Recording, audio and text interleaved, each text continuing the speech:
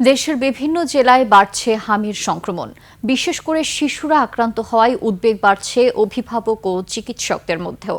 গত ২৪ ঘণ্টায় রাজশাহী ও ময়মনসিংহে হামির উপসর্গ নিয়ে ৪ শিশুর মৃত্যু হয়েছে। প্রতিনিধিদের পাঠানো তথ্য ভিডিওতে সুমন সিদ্দিকীর রিপোর্ট। ৭২ ঘন্টা ময়েশ্চার লক সমৃদ্ধ লিলি বডি ওয়াশ শিয়া বাটারের গুডনেস স্কিন রিপেয়ার করে রাখে সফট ও গ্লোয়িং। রাজশাহী মেডিকেল কলেজ হাসপাতালে গত ২৪ ঘণ্টায় হামের উপসর্গ নিয়ে আরও ৩ শিশুর মৃত্যু হয়েছে। এ নিয়ে মৃত্যুর সংখ্যা দাঁড়িয়েছে ৪৬ জনে। একই সময়ে নতুন ভর্তি হয়েছে ২৩ জন, আর বর্তমানে চিকিৎসাধীন ১৩৩ জন রোগী।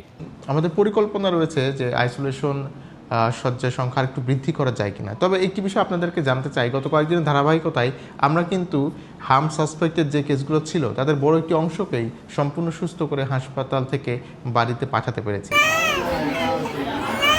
ময়মনসিংহ মেডিকেল কলেজ হাসপাতালে হাম আক্রান্ত হয়ে আরেক শিশুর মৃত্যু। এ নিয়ে এখন পর্যন্ত হাম আক্রান্ত হয়ে ৮ শিশুর মৃত্যু হয়েছে। বর্তমানে হাসপাতালে হাম ওয়ার্ডে ৭৮ জন শিশু ভর্তি আছে। বরিশাল শেরেবাংলা মেডিকেল কলেজ হাসপাতালে চিকিৎসা ব্যবস্থাপনার দুর্বলতা নিয়ে অভিযোগ তুলছেন রোগীর স্বজনরা। এখন পর্যন্ত বিভাগে ২০৬ জন হাম আক্রান্ত রোগী শনাক্ত হয়েছে। গাজীপুরে শহীদ তাজউদ্দিন আহমেদ মেডিকেল কলেজ হাসপাতালে গত ২৪ ঘণ্টায় ১৬ জন শিশু ভর্তি হয়েছে। বর্তমানে চিকিৎসা নিচ্ছেন ৩১ জন শিশু। আক্রান্ত শিশুদের জন্য খোলা হয়েছে আলাদা ওয়ার্ড।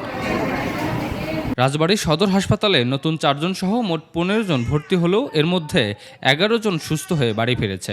এখনও ভর্তি রয়েছে ৪ জন। চিকিৎসকরা বলছেন, অতিরিক্ত গরমে অন্যান্য রোগীর চাপও তুলনামূলক বেড়েছে।